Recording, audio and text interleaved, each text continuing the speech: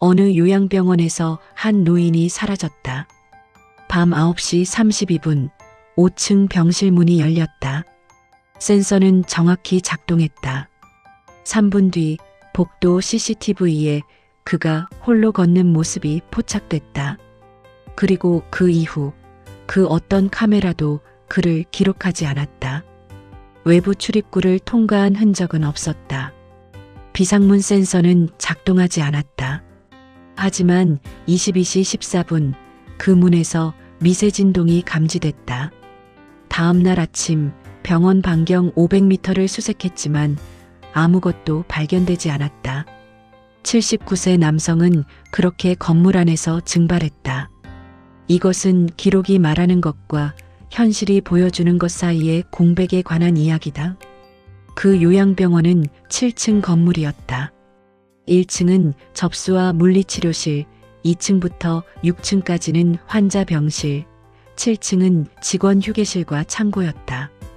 각 층마다 복도 양쪽 끝에 CCTV가 설치돼 있었고 계단과 엘리베이터 앞에도 카메라가 있었다.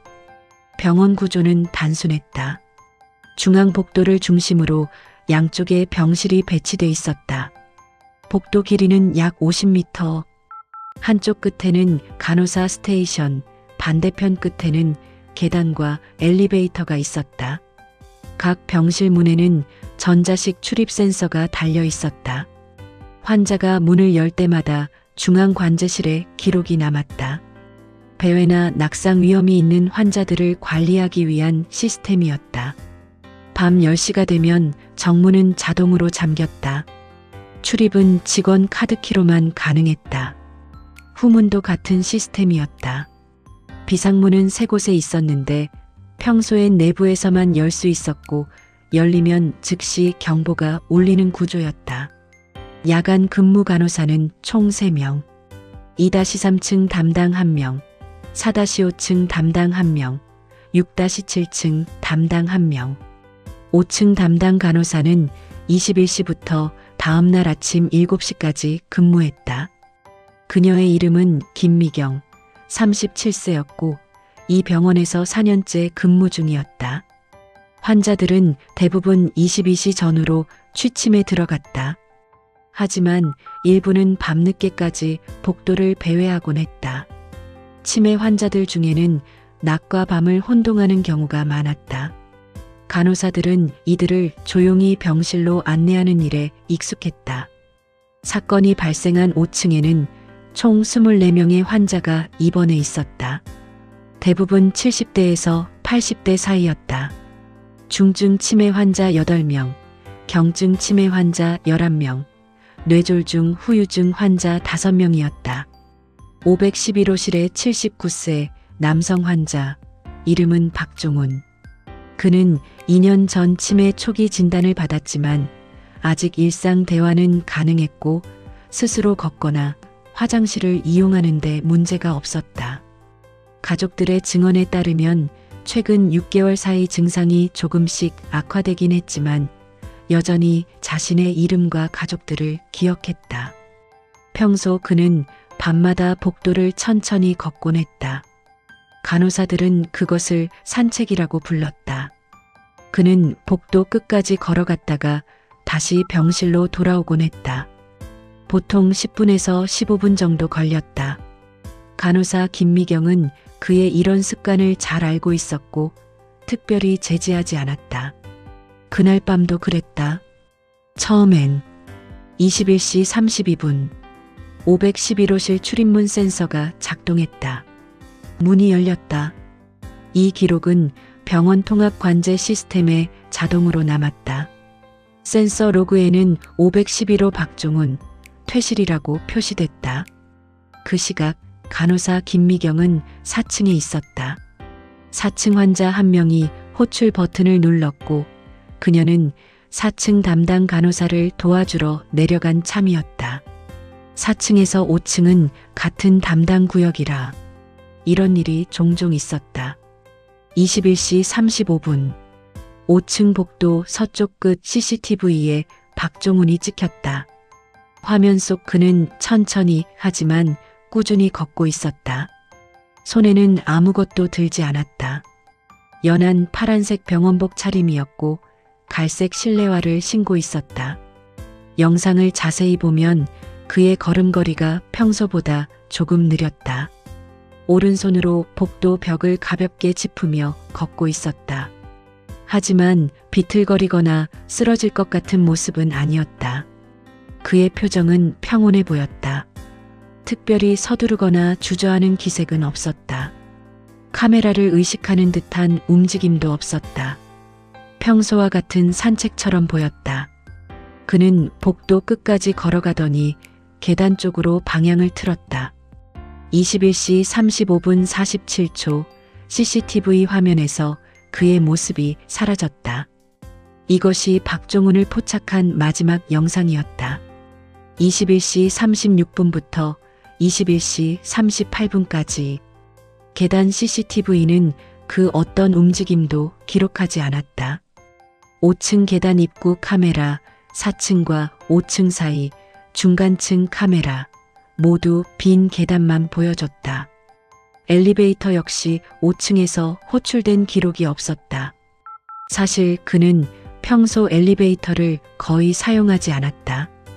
21시 42분 간호사 김미경이 5층으로 돌아왔다.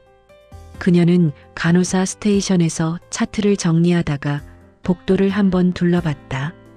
환자들은 대부분 병실에 있었고 복도는 조용했다.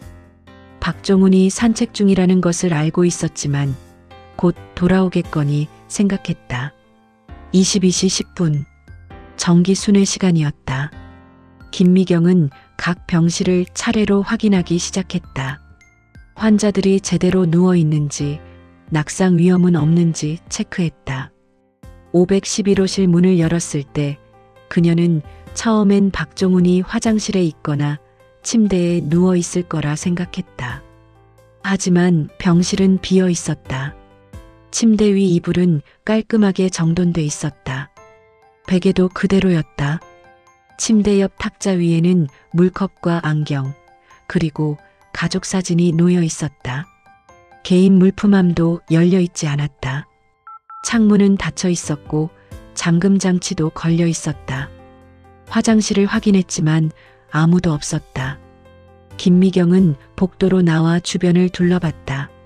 몇몇 병실에서 TV 소리가 들렸다. 하지만 박종훈의 모습은 보이지 않았다. 그녀는 휴게실, 공용 화장실, 세탁실을 차례로 확인했다. 없었다. 22시 13분 김미경은 다른 층 간호사들에게 무전으로 연락했다. 4층과 6층에서 박종훈을 본 사람이 있는지 물었다. 둘 다 보지 못했다고 답했다.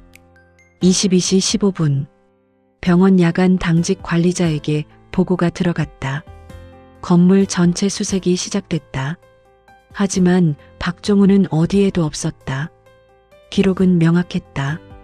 21시 32분 병실 퇴실, 21시 35분 복도 CCTV 마지막 포착.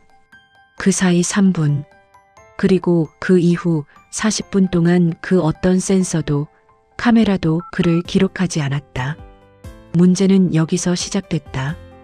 요양병원의 모든 출입구에는 센서가 설치돼 있었다. 정문, 후문, 비상문 총 5곳. 이 중 어느 문도 21시 30분부터 22시 30분 사이 열린 기록이 없었다. 정문은 21시 48분에 한 번 열렸다. 야간 당직 행정직원이 편의점에 다녀온 기록이었다. 카드키 로그와 CCTV가 이를 확인해줬다. 그 외엔 아무 기록도 없었다. 후문은 하루 종일 열린 적이 없었다. 평소 거의 사용하지 않는 문이었고 물품 반입 시에만 간혹 열렸다. 비상문 3곳은 모두 잠겨 있었다. 경보 시스템도 작동 중이었다. 센서는 고장이 아니었다. 병원 측은 보안 시스템 로그를 확인했고 해당 시간대 모든 센서가 정상 작동 중이었다는 것을 확인했다. 심지어 시스템 자체 진단 기록까지 남아 있었다. 이상 없음. 그렇다면 박종훈은 건물을 나가지 않았다는 뜻이었다. 하지만 건물 내부에도 그는 없었다. 야간 직원 5명과 일부 깨어있던 환자 보호자들까지 동원돼 1층부터 7층까지 수색했다. 모든 병실, 화장실, 샤워실, 창고, 휴게실, 세탁실, 심지어 청소용품 보관함까지 확인했다. 아무도 없었다. 23시 30분 보안업체 직원이 도착했다. 병원장과 간호부장이 함께 관제실에 모였다. 대형 모니터에 CCTV 영상들이 쪼개져서 나타났다. 보안 직원이 21시 30분부터의 영상을 빠르게 되감기 시작했다. 5층 복도, 계단, 엘리베이터 앞, 1층 로비, 후문, 비상문 주변 모든 카메라를 확인했다. 21시 35분 이후 박종훈의 모습은 그 어디에도 없었다. 이상합니다. 보안 직원이 말했다. 환자분이 계단 쪽으로 가신 건 맞는데 그 이후 계단 카메라에는 안 잡히고 다른 층으로 이동한 흔적도 없습니다. 간호부장이 물었다. CCTV 사각지대는 없나요? 각 층 복도 중앙 일부와 계단 중간층 정도입니다. 하지만 그곳에서 계속 숨어 있을 수는 없습니다. 공간이 너무 좁고 수색 때 확인됐을 겁니다. 혹시 카메라가 고장 난 건 아닙니까? 전부 확인했는데 정상입니다. 다른 시간대 영상은 문제없이 녹화되고 있습니다. 병원장이 조용히 말했다. 그럼 센서를 피해서 나갔을 가능성은 물리적으로 불가능합니다. 정문과 후문은 카드키 없이 열 수 없고 비상문은 열리면 경보가 울립니다. 창문은 5층이라. 그럼 어디로 간 겁니까? 아무도 대답하지 못했다. 새벽 1시가 넘어서야 경찰에 신고가 들어갔다. 다음 날 오전 10시 경찰이 도착했다. 실종 신고가 접수됐고 주변 수색이 시작됐다.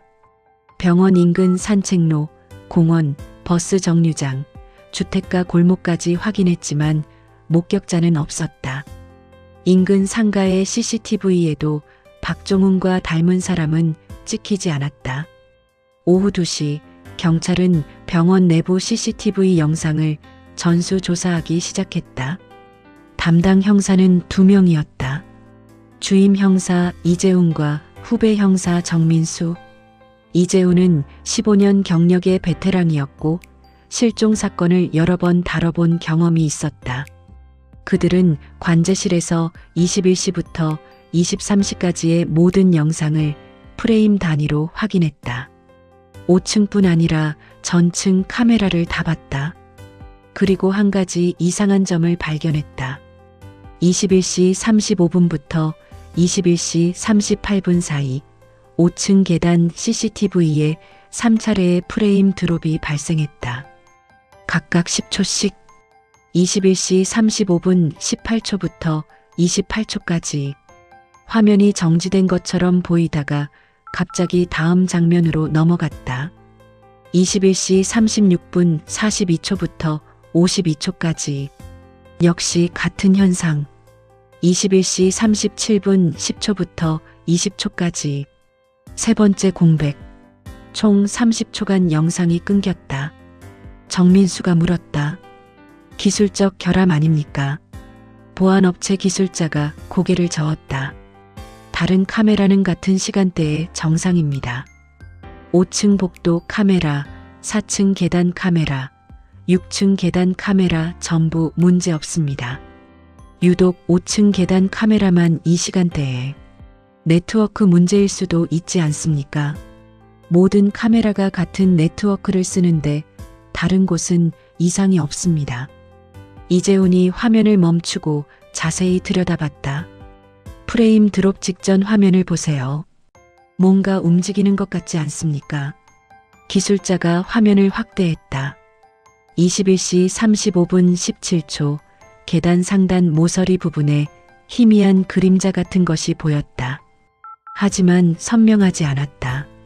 사람일까요? 확실하지 않습니다. 조명 때문에 생긴 그림자일 수도 있습니다. 이재훈이 다시 물었다. 이 카메라 위치가 어디죠? 5층 계단 천장입니다. 계단 전체를 내려다보는 각도입니다. 물리적으로 접근 가능합니까? 사다리가 있으면 가능합니다. 하지만 그러려면 10분 이상 걸립니다. 의도적 조작 가능성은요? 기술자가 잠시 생각하더니 답했다. 전문 장비가 있으면 가능은 합니다. 신호 교란기 같은 걸로 일시적으로 전송을 방해할 수 있습니다. 하지만 그러려면 카메라 위치를 정확히 알아야 하고 주파수도 맞춰야 합니다. 병원 직원이라면 기술적으로는 가능하지만 왜 그래야 하는지 이유를 모르겠습니다. 정민수가 말했다. 형사님, 프레임 드롭 30초면 계단을 한층 내려가거나 올라갈 수 있지 않습니까? 그렇죠. 그럼 환자가 그 시간에 계단을 이용했을 가능성이 있습니다. 하지만 4층과 6층 복도 CCTV에도 그는 찍히지 않았습니다. 중간에서 멈췄을 수도 있습니다. 계단 사각지대에서 이재훈이 천천히 고개를 끄덕였다. 가능성은 있습니다. 하지만 왜 계단 중간에 멈춰 있었을까요? 그 이후엔 침묵이 흘렀다. 오후 4시 경찰은 병원 외부를 조사하기 시작했다. 그 요양병원 뒤편에는 작은 언덕으로 이어지는 산책로가 있었다. 폭 2m 정도의 포장된 길이었다. 환자들이 낮 시간에 자주 이용하는 코스였다. 약 300m 정도 이어지다가 작은 공원으로 연결됐다. 산책로 양쪽으로는 나무와 관목이 우거져 있었다. 낮에는 그늘이 시원했지만 밤이 되면 분위기가 완전히 달라졌다. 문제는 조명이었다. 낮엔 괜찮았지만 밤이 되면 산책로는 거의 어둠에 가까웠다. 가로등이 5개 있었지만 간격이 50m 이상이었고 그중 2개는 고장 나 있었다. 병원 측은 수리를 요청했지만 예산과 행정 문제로 미뤄진 상태였다. 이재훈과 정민수가 산책로를 걸어봤다. 여기서 밤에 걷기는 힘들었을 겁니다. 정민수가 말했다. 79세 노인이 이 어둠 속에서 혼자 걸었을까요? 간호사 증언에 따르면 평소에도 밤에 산책했다고 합니다. 하지만 병원 내부 복도에서요. 외부가 아니라 맞습니다. 그리고 외부로 나가려면 출입구를 통과해야 하는데 센서 기록이 없습니다. 이재훈이 멈춰서서 주변을 둘러봤다. 산책로 입구에는 CCTV가 없었다. 병원 건물에서 약 20m 떨어진 지점이었다. 후문 비상문에서 나오면 바로 이 산책로로 연결됐다. 비상문에서 여기까지는 가려지는 구간이 있습니까? 정민수가 경로를 확인하며 답했다. 비상문 바로 앞에 작은 화단이 있고 그 뒤로 나무 몇 그루가 있습니다. 각도에 따라서는 건물 CCTV 사각지대일 수 있습니다. 확인해 봅시다. 두 형사는 다시 병원으로 돌아가 비상문 주변 CCTV 영상을 확인했다. 건물 외벽에 설치된 카메라가 비상문 방향을 비추고 있었지만 화단과 나무 때문에 문 바로 앞 2m에서 3m 구간은 잘 보이지 않았다. 만약 누군가 이 사각지대를 알고 있었다면 이재훈이 중얼거렸다. 그날 저녁 경찰은 산책로 전체를 정밀 수색했다. 랜턴과 탐지 장비를 동원했다. 발자국, 의류 조각, 낙상 흔적, 혈흔, 그 어떤 단서라도 찾으려 했다. 하지만 아무것도 발견되지 않았다. 주변 나무와 풀숲도 확인했다. 수색경까지 투입했지만 반응이 없었다. 인근 공원까지 확장 수색했지만 결과는 같았다. 정민수가 물었다. 혹시 산책로가 아니라 반대 방향으로 갔을 가능성은? 반대편은 주차장이고 그곳 CCTV에는 21시부터 23시 사이 아무도 찍히지 않았습니다. 그럼 정말로 외부로 나간 게 맞습니까? 센서 기록상으론 불가능합니다. 하지만 건물 안에도 없습니다. 그게 문제입니다. 밤 10시 수색은 중단됐다. 다음 날 아침 다시 시작하기로 했다. 다음 날 오전 이재훈은 병원 시스템 로그를 다시 검토했다. 그리고 한 가지 간과했던 기록을 발견했다. 22시 14분 병원 후문 비상문 센서 로그에 특이 기록이 남아 있었다. 미세 진동 감지. 이것은 문이 완전히 열리지 않았지만 물리적 접촉이 있었을 때 기록되는 신호였다. 누군가 문을 밀었거나 손잡이를 잡았거나 혹은 문에 기댔을 때 나타나는 반응이었다. 보안 시스템 매뉴얼에는 이렇게 적혀 있었다. 미세 진동 문틀 또는 손잡이에 0.5kg 이상의 압력이 가해졌으나 개방 임계 감압 kg에 도달하지 않은 경우 경보 미작동. 이재훈이 기술자에게 물었다. 이 기록이 정확합니까? 네. 센서는 매우 민감하게 설정돼 있습니다. 바람에도 반응할 수 있습니다. 그날 밤 바람이 강했습니까? 기상청 데이터를 확인한 결과 그날 밤 풍속은 초속 2m 이하였다. 거의 바람이 없는 날이었다. 그럼 사람이 만진 겁니까? 가능성이 높습니다. 이재훈이 시간을 계산했다. 박종훈이 마지막으로 CCTV에 포착된 시각은 21시 35분. 비상문 센서 반응은 22시 14분. 그 사이 39분. 39분 동안 뭘 했을까? 정민수가 답했다. 계단이나 복도 사각지대에 있었을 수 있습니다. 그리고 22시 14분에 비상문 쪽으로 왔다. 네. 하지만 문은 열지 않았습니다. 경보도 울리지 않았고요. 손잡이만 만졌을 수도 있습니다. 나가려다가 망설였거나 이재훈이 고개를 저었다. 아니면 누군가 그를 막았거나 침묵이 흘렀다. 오후에 기술팀이 비상문을 정밀 점검했다. 센서는 정상이었고 경보 시스템도 작동 상태였다. 문을 실제로 열어보니 즉시 큰 경보음이 울렸다. 그럼 22시 14분에는 문이 확실히 열리지 않았다는 뜻입니다. 미세 진동만 감지됐으니 누군가 문을 만졌지만 끝까지 열지는 않았습니다. 정민수가 조심스럽게 말했다. 환자가 나가려다가 스스로 멈췄을까요? 왜요? 두려웠거나 아니면 무언가를 깨달았거나. 예를 들면 자신이 어디로 가고 있는지 혼란스러워졌을 수도 있습니다. 치매 환자니까요. 이재훈은 대답하지 않았다. 그는 비상문 주변 조명을 자세히 살펴봤다. 문 바로 위에 하나, 5m 떨어진 곳에 하나. 총 2개의 램프가 있었다. 그런데 둘 다 희미했다. 조명이 너무 어둡습니다. 원래 이렇습니까? 병원 관리 직원이 난처한 표정으로 답했다. 정구가 오래됐습니다. 교체 예정이었는데 예산 문제로 미뤄졌습니다. 이번 달 말에 교체하기로 돼 있었습니다. 사건 당일에도 이 정도로 어두웠습니까? 네. 사실 몇 달째 이 상태였습니다. CCTV는 비상문 쪽엔 카메라가 없습니다. 내부 복도에만 있습니다. 이재훈이 어둠 속에 서서 주변을 둘러봤다. 밤 10시가 넘은 시각이었다. 비상문 앞은 정말 어두웠다. 2m 앞도 잘 보이지 않을 정도였다. 그가 중얼거렸다. 22시 14분.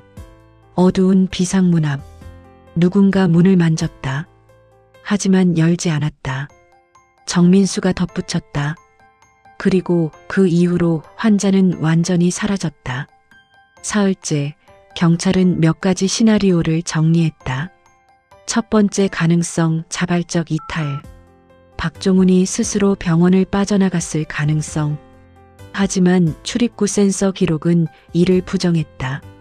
정문, 후문, 비상문 모두 열린 기록이 없었다. 창문은 5층이라 불가능했다. 센서 오작동은 전문가들이 확인했지만 이상 없었습니다. 그리고 다른 시간대 기록들은 모두 정상입니다. 두 번째 가능성 외부인 개입. 누군가 박종훈을 데리고 나갔을 가능성. 하지만 병원 출입 기록에 외부인은 없었다. 직원 카드키 사용 내역도 정상이었다. CCTV 사각지대로 숨어 들어왔다면 가능은 하지만 79세 노인을 데리고 다시 나가기는 쉽지 않습니다. 더군다나 센서를 속이면서 전문적인 범행이라면 동기가 무엇입니까? 박종훈 씨는 평범한 요양 환자였습니다. 재산 문제나 갈등도 없었습니다. 세 번째 가능성 건물 내부 은신. 박종훈이 여전히 건물 안 어딘가에 숨어 있거나 쓰러져 있을 가능성. 계단 사각지대, 창고, 천장 덕트, 지하 기계실 등 전수 수색했지만 없었습니다. 혹시 놓친 공간이 있을까요? 가능성은 있지만 나흘째 발견되지 않는다는 건 이상합니다. 더군다나 건물 내부라면 냄새나 다른 흔적이 있을 텐데. 네 번째 가능성 사고. 어딘가에서 낙상하거나 쓰러져 발견되지 않은 공간에 있을 가능성. 건물 전체를 수색했습니다. 외부는요. 산책로, 공원, 인근 숲을, 심지어 배수로까지 확인했습니다. 경찰은 병원 직원들을 재조사했다. 야간 근무자 3명 간호사 김미경, 4층 담당 간호사 박소연, 야간 당직 행정직원 최민호. 모두 알리바이가 명확했다. CCTV와 근무 기록, 환자들의 증언이 뒷받침했다. 간호사들의 진술은 일부 엇갈렸다. 5층 담당 김미경은 말했다. 박종훈 어르신은 평소에도 자주 산책하셨어요. 그날도 똑같이 나가신 줄 알았죠. 항상 15분 정도면 돌아오셨거든요. 그래서 처음엔 걱정하지 않았어요. 하지만 4층 담당 박소연은 다르게 기억했다. 그날 저녁 7시쯤 복도에서 박종훈 어르신을 봤어요. 제가 5층에 잠깐 올라갔을 때였는데 평소와 달리 많이 피곤해 보이셨어요. 걷는 것도 힘들어 하시는 것 같았고요. 그래서 괜찮으시냐고 여쭤봤는데 그냥 고개만 끄덕이시더라고요. 두 진술은 같은 날 불과 2시간 차이로 나온 것이었다. 이재훈이 물었다. 19시에 피곤해 보였는데 21시 30분에 산책을 나갈 수 있습니까? 치매 환자들은 예측하기 어렵습니다. 갑자기 기운이 나기도 하고 밤낮을 혼동하기도 합니다. CCTV 영상에서 그는 비교적 안정적으로 걷고 있었습니다. 그럴 수도 있습니다. 보호자 면담도 진행됐다. 박종훈의 아들과 며느리가 경찰서에 왔다. 최근에 아버지 상태가 어떠셨습니까? 조금씩 나빠지고 계셨어요. 기억력이 떨어지고 가끔 장소를 혼동하시기도 했습니다. 하지만 사라질 정도는 아니었어요. 아직 대화도 되고 탈출하려는 시도를 한 적은 없었습니다. 오히려 병원이 편하다고 하셨어요. 최근에 이상한 행동이나 말씀은? 아들이 잠시 망설이다가 답했다. 일주일 전쯤 면회 갔을 때 이상한 말씀을 하셨어요. 계단에서 누군가 나를 기다린다고. 처음엔 무슨 말인지 몰랐는데 다시 물어보니 아무 말씀도 안 하시더라고요. 그냥 치매 증상이라고 생각했습니다. 이재훈과 정민수는 서로 눈을 마주쳤다. 수색은 일주일간 계속됐다. 경찰은 반경 2km까지 범위를 넓혔다. 산, 하천, 폐건물, 공사장까지 뒤졌다. 수색견도 투입됐지만 반응이 없었다. 인근 CCTV 수백 대를 확인했지만 박종훈과 닮은 사람은 나타나지 않았다. 가족들은 매일 병원 주변을 돌아다니며 전단지를 붙였다. 지역 언론도 보도했다. 하지만 단 한 건의 목격 정보도 들어오지 않았다. 박종훈은 그렇게 증발했다. 기록은 여전히 같은 것을 말하고 있었다. 21시 32분 퇴실. 21시 35분 복도 CCTV. 그 이후 아무것도 없음. 22시 14분 비상문 미세 진동. 출입구 센서는 작동했다. CCTV는 정상이었다. 건물은 수색됐다. 외부도 확인됐다. 하지만 박종훈은 없었다. 이재훈이 사건 기록을 정리하며 말했다. 모든 게 작동했다는 게 오히려 이상합니다. 뭔가 하나쯤은 고장이 났어야 설명이 되는데. 정민수가 물었다. 그럼 모든 기록이 맞다고 가정하면, 그럼 박종훈 씨는 처음부터 존재하지 않았거나 아니면 지금도 우리가 보지 못하는 곳에 있다는 뜻입니다. 둘 다 말이 안 됩니다. 알고 있습니다.